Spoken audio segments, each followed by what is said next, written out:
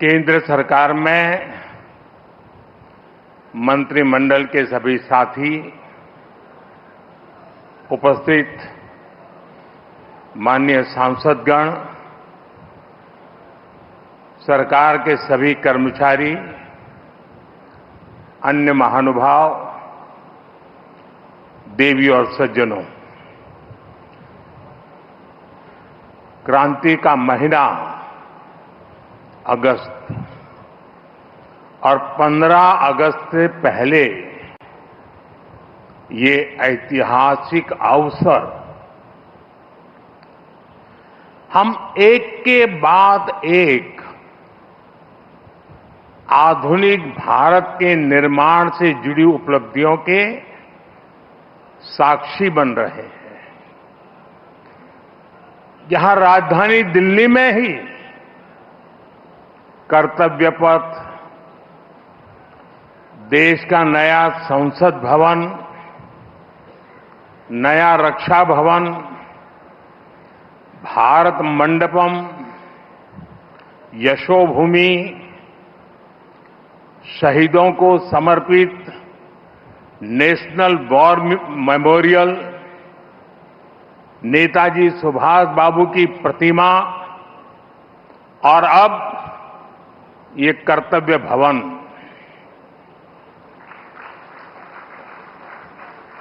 ये केवल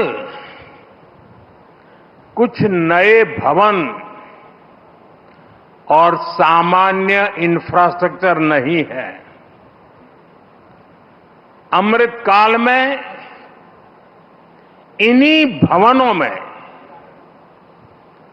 विकसित भारत की नीतियां बनेगी, विकसित भारत के लिए महत्वपूर्ण निर्णय होंगे। आने वाले दशकों में यहीं से राष्ट्र की दिशा तय होगी। मैं आप सभी को और सभी देशवासियों को कर्तव्य भवन की बहुत बहुत बधाई देता हूं। मैं इसके निर्माण से जुड़े सभी इंजीनियर्स और सभी श्रमिक साथियों का भी आज इस मंच से धन्यवाद करता हूं।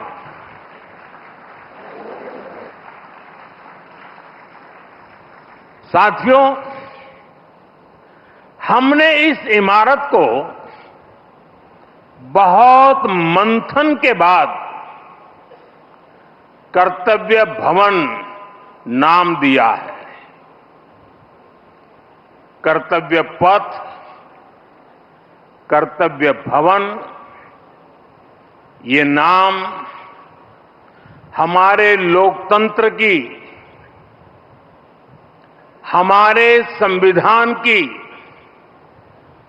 मूल भावना का उद्घोष करते हैं। गीता में भगवान श्री कृष्ण ने कहा है, न मे पार्थ अस्ति कर्तव्यम त्रिषु लोकेषु किंचन नानवाप्तम अवाप्तव्यम वर्त एवच कर्मणि। अर्थात हमें क्या प्राप्त करना है, क्या प्राप्त नहीं करना है, इस सोच से ऊपर उठकर हमें कर्तव्य भाव से कर्म करना चाहिए। कर्तव्य भारतीय संस्कृति में ये शब्द केवल दायित्व या रिस्पॉन्सिबिलिटी तक सीमित नहीं है। कर्तव्य हमारे देश के कर्म प्रधान दर्शन की मूल भावना है। स्व की सीमा से परे सर्वस्व को स्वीकार करने की विराट दृष्टि, यही कर्तव्य की वास्तविक परिभाषा है। और इसलिए कर्तव्य ये सिर्फ इमारत का नाम भर नहीं है, ये करोड़ों देशवासियों के सपनों को साकार करने की तपोभूमि है।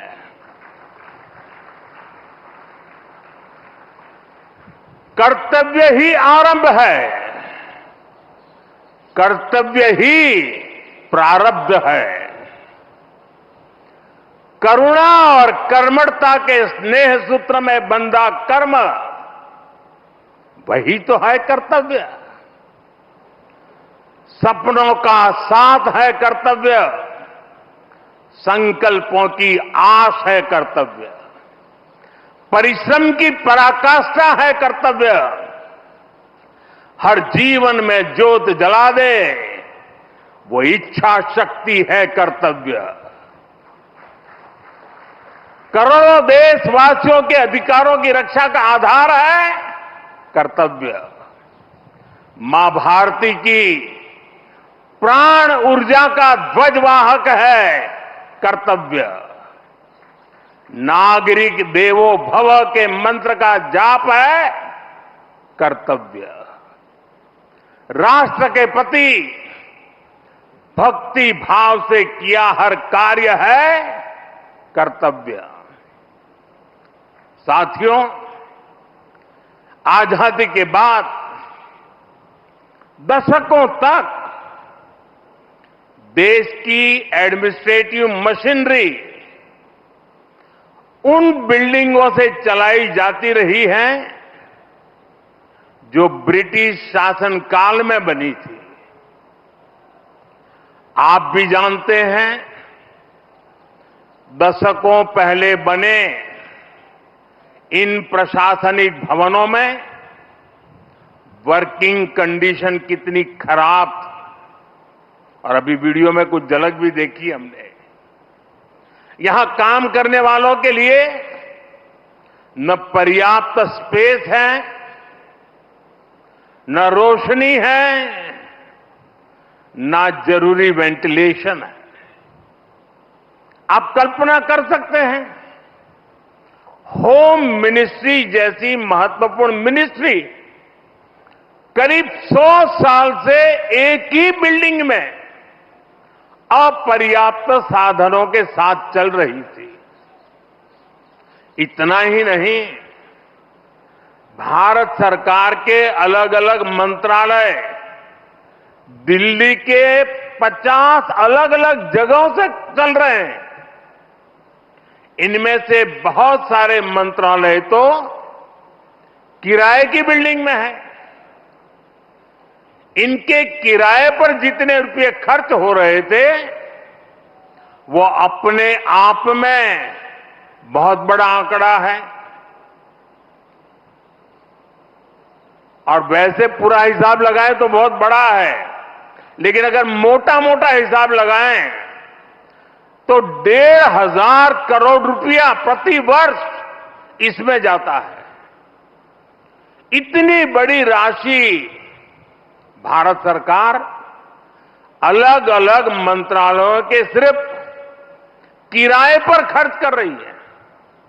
इसका अलावा एक और दिक्कत काम की वजह से स्वाभाविक है कि कर्मचारियों का यहां से वहां आना जाना भी होता है। अनुमान है कि हर रोज 8 से 10,000 कर्मचारियों को एक मंत्रालय से दूसरे मंत्रालय में आना जाना पड़ता है। अब इसमें भी सैकड़ों गाड़ियों का मूवमेंट होता है, खर्च होता है, सड़कों पर ट्रैफिक बढ़ता है, कितना समय खराब होता है। और इन सब से काम में भी इनएफिशिएंसी के सिवाय कुछ नहीं रहता है। साथियों, 21वीं सदी के भारत को 21वीं सदी की आधुनिक व्यवस्थाएं चाहिए, इमारतें भी चाहिए। ऐसी इमारतें जो टेक्नोलॉजी, सुरक्षा और सुविधा के लिहाज से बेहतरीन हो, जहां कर्मचारी सहज हो, फैसले तेज हो और सेवाएं सुगम हो। इसलिए कर्तव्य पथ के आसपास एक होलिस्टिक विजन के साथ कर्तव्य भवन जैसी विशाल इमारतों का निर्माण किया जा रहा है। ये तो पहला कर्तव्य भवन पूरा हुआ है। अभी कई कर्तव्य भवनों का निर्माण तेजी से चल रहा है। ये ऑफिसेस जब आसपास शिफ्ट होंगे, नजदीक हो जाएगी, तो इससे कर्मचारियों को सही वर्क एनवायरनमेंट मिलेगा, जरूरी सुविधाएं मिलेगी, उनका टोटल वर्क आउटपुट भी बढ़ेगा और सरकार जो 1,500 करोड़ रुपए किराए पर खर्च कर रही है वो भी बचेगा। साथियों, कर्तव्य भवन की ये भव्य बिल्डिंग, ये सभी प्रोजेक्ट्स, नए डिफेंस कॉम्प्लेक्स, देश के तमाम बड़े इंफ्रास्ट्रक्चर प्रोजेक्ट्स, ये देश को पेश का सबूत तो है ही, ये भारत के वैश्विक विजन का प्रतिबिंब भी है। हम दुनिया को जो विजन दे रहे हैं, भारत खुद उन्हें किस तरह अंगीकार कर रहा है, ये हमारे इंफ्रास्ट्रक्चर डेवलपमेंट में दिखाई दे रहा है। हमने दुनिया को मिशन लाइफ दिया, हमने वन अर्थ, वन सन, वन ग्रिड का आइडिया विश्व के सामने रखा। ये वो विजन है जिनसे मानवता के भविष्य की उम्मीद जुड़ी है। आज आप देख सकते हैं, कर्तव्य भवन जैसे हमारे आधुनिक इंफ्रास्ट्रक्चर, ये ऐसे इंफ्रास्ट्रक्चर हैं जिनकी आत्मा प्रो पीपल है और इनका स्ट्रक्चर प्रो प्लेनेट है। कर्तव्य भवन में भी रूफटॉप पर सोलर पैनल्स लगाए गए हैं। वेस्ट मैनेजमेंट के लिए एडवांस सिस्टम को इसमें इंटीग्रेट किया गया है।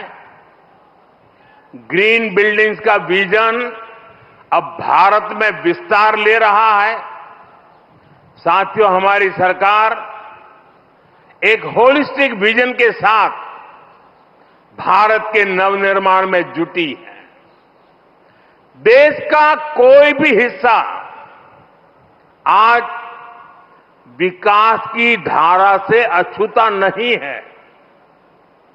अगर दिल्ली में संसद की नई इमारत बनी है तो देश में 30,000 से ज्यादा पंचायत भवन भी बने हैं।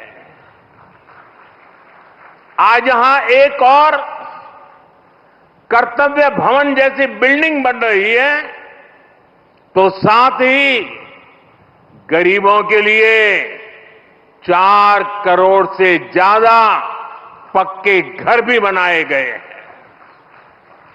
यहां नेशनल वॉर मेमोरियल बना है, पुलिस मेमोरियल बना है, तो देश में 300 से ज्यादा नए मेडिकल कॉलेज भी बनाए गए हैं। यहां भारत मंडपम बना है तो देश में 1300 से ज्यादा नए अमृत भारत रेलवे स्टेशन भी बनाए जा रहे हैं। यहां बने यशोभूमि की भव्यता पिछले 11 साल में बने करीब 90 नए एयरपोर्ट में भी नजर आती है। साथियों, महात्मा गांधी कहते थे, अधिकार और कर्तव्य एक दूसरे से जुड़े हुए हैं। कर्तव्य के पालन से ही हमारे अधिकारों को बल मिलता है। हम नागरिक से कर्तव्य की अपेक्षा रखते हैं, लेकिन सरकार के तौर पर हमारे लिए भी कर्तव्य सर्वोपरि है। और जब कोई सरकार अपने कर्तव्यों को गंभीरता से पूरा करती है तो वो गवर्नेंस में भी नजर आता है। आप सभी जानते हैं, पिछला एक दशक देश में गुड गवर्नेंस का दशक रहा है। गुड गवर्नेंस और विकास की धारा रिफॉर्म्स की गंगोत्री से ही निकलती है। रिफॉर्म्स एक कंसिस्टेंट और टाइम बाउंड प्रोसेस है। इसलिए देश ने लगातार बड़े रिफॉर्म्स किए हैं। हमारे रिफॉर्म्स कंसिस्टेंट भी हैं, डायनेमिक भी हैं और दूरदर्शी भी हैं। सरकार और जनता के बीच संबंधों को बेहतर बनाना, ईज ऑफ लिविंग को बढ़ाना, वंचितों को वरीयता, महिलाओं का सशक्तिकरण, सरकार की कार्यप्रणाली को बेहतर बनाना, देश लगातार इस दिशा में इनोवेटिव तरीके से काम कर रहा है। हमें गर्व है कि पिछले 11 साल में देश ने एक ऐसी शासन प्रणाली विकसित की है जो पारदर्शी है, संवेदनशील है और सिटीजन सेंट्रिक है। साथियों, मैं दुनिया के जिस भी देश में जाता हूं, वहां जनधन, आधार और मोबाइल जेम ट्रिनिटी की बहुत चर्चा होती है। दुनिया भर में उसकी प्रशंसा होती है। इसने भारत में सरकारी योजनाओं की डिलीवरी को ट्रांसपेरेंट और लीकेज फ्री बना दिया है। आज कोई भी ये जानकर हैरान रह जाता है कि देश में राशन कार्ड हो, गैस सब्सिडी पाने वाले हो, स्कॉलरशिप हो, ऐसी अलग अलग योजनाओं के करीब 10 करोड़ लाभार्थी ऐसे थे। ये आंकड़ा सुनकर के चौंक जाओगे। 10 करोड़ लाभार्थी ऐसे थे जिनका कभी जन्म ही नहीं हुआ था। इनके नाम पर पहले की सरकारें पैसे भेज रही थी और वो पैसा इन फर्जी लाभार्थियों के नाम पर बिचौलियों के खाते में जा रहा था। इस सरकार में इन सभी 10 करोड़ फर्जी नामों को हटा दिया गया है और अभी ताजा आंकड़ा है कि इससे देश के 4,30,000 करोड़ रुपए से ज्यादा, 4,30,000 करोड़ रुपए से ज्यादा ये पैसे गलत हाथों में जाने से बचे हैं। आप कल्पना करिए, 4,30,000 करोड़ रुपए की चोरी। अब ये पैसा देश के विकास में काम आ रहा है। मतलब लाभार्थी भी खुश हैं और देश का संसाधन भी बचा है। साथियों, सिर्फ करप्शन और लीकेज ही नहीं, अनावश्यक नियम कायदे भी नागरिकों को परेशान करते हैं। इनसे सरकार की डिसीजन मेकिंग प्रोसेस स्लो होती थी। इसलिए हमने 1500 से ज्यादा पुराने कानून समाप्त कर दिए।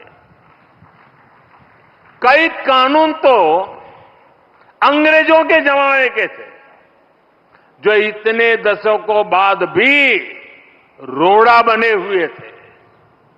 हमारे यहां कानूनों के कंप्लायंस का भी बहुत बड़ा बर्डन रहा है।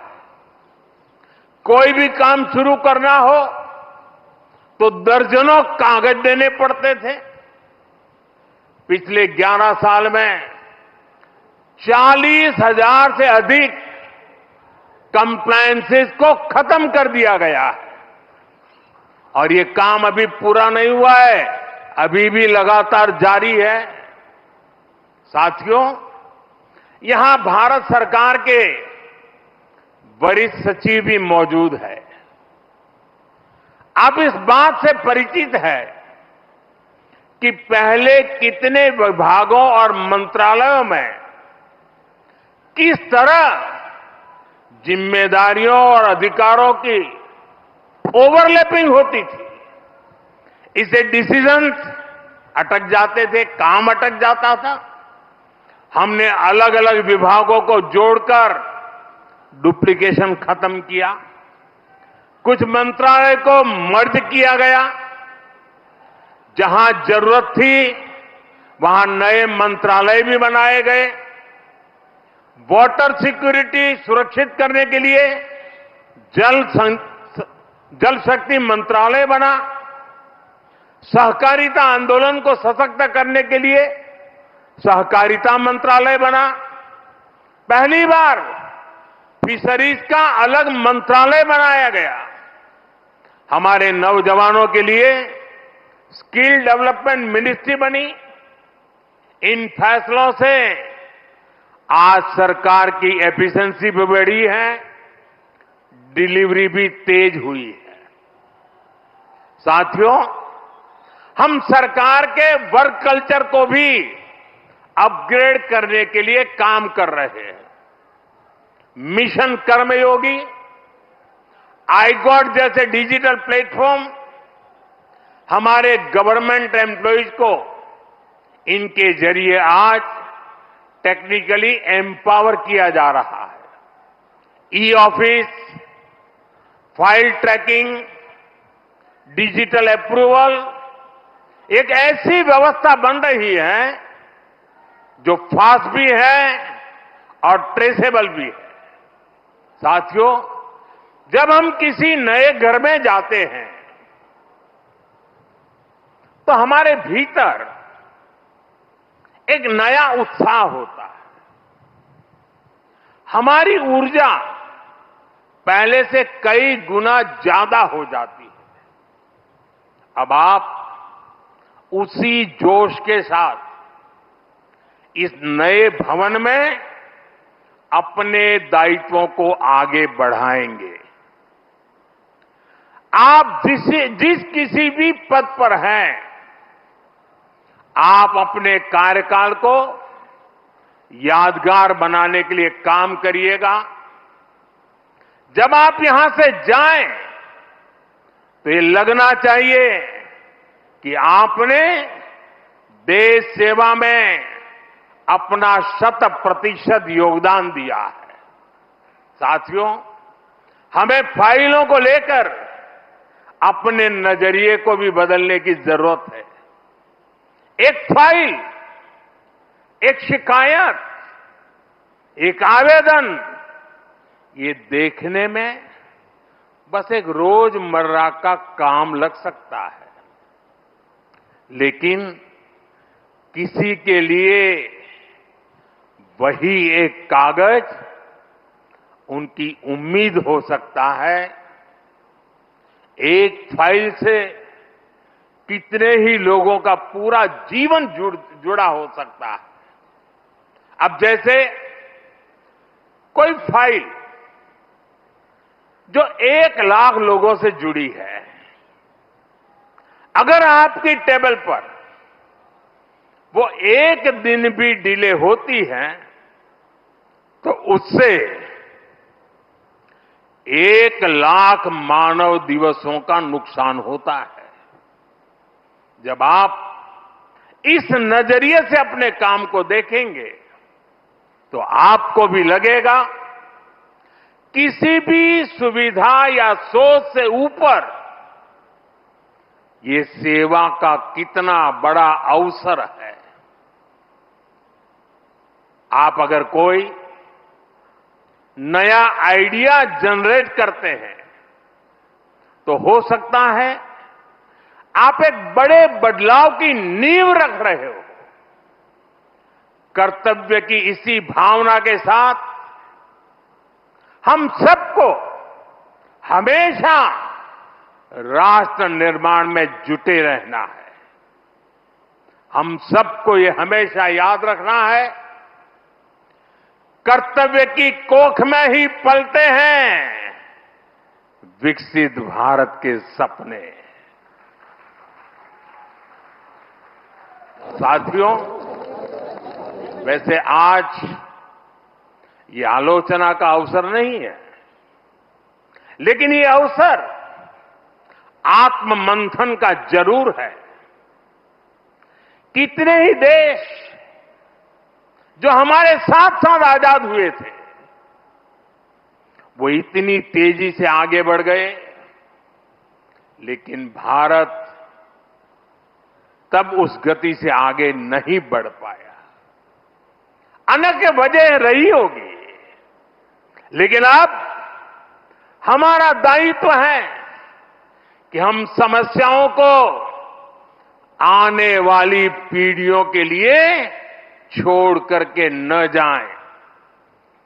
पुराने भवनों में बैठकर हमने जो निर्णय लिए, जो नीतियां बनाई, उनसे 25 करोड़ देशवासियों को गरीबी से निकालने का हौसला मिला। 25 करोड़ लोगों का गरीबी से बाहर आना ये एक बहुत बड़ी सिद्धि है। लेकिन मैं हर काम के बाद भी कुछ न कुछ नया ही सोचता रहता। अब नए भवनों में ज्यादा एफिशिएंसी के साथ हमारी एफिशिएंसी बढ़ा करके जितना ज्यादा हम देश को दे सकते हैं उस मिजाज से इस नए भवन में हम वो काम करके दिखाएंगे कि भारत को गरीबी से पूरी तरह मुक्त करना है।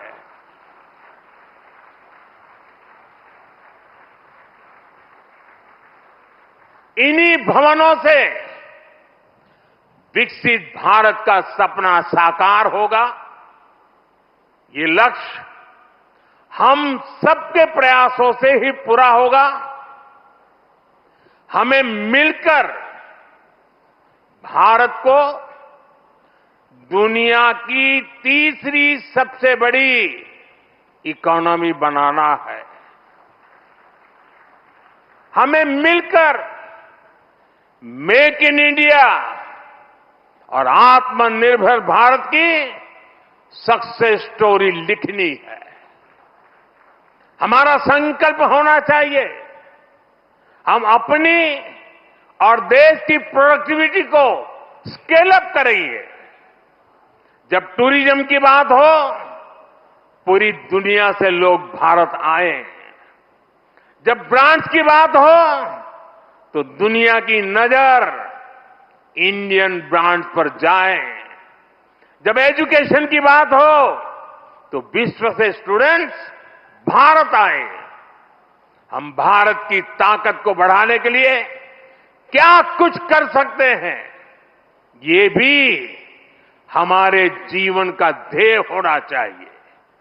साथियों, जब सफल राष्ट्र आगे बढ़ते हैं, तो अपनी सकारात्मक विरासत को त्यागते नहीं हैं, वो उसे संरक्षित करते हैं।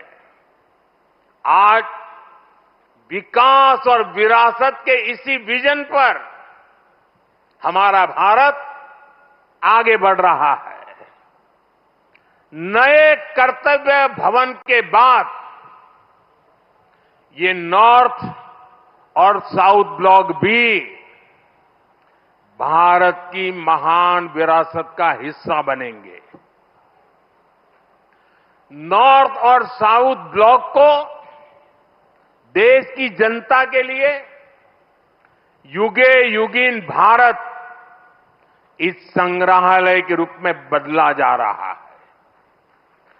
देश का हर नागरिक यहां जा सकेगा, देश की ऐतिहासिक यात्रा के दर्शन कर सकेगा। मुझे विश्वास है हम सब यहां की विरासत को, यहां की प्रेरणाओं को साथ लेकर कर्तव्य भवन में प्रवेश करेंगे।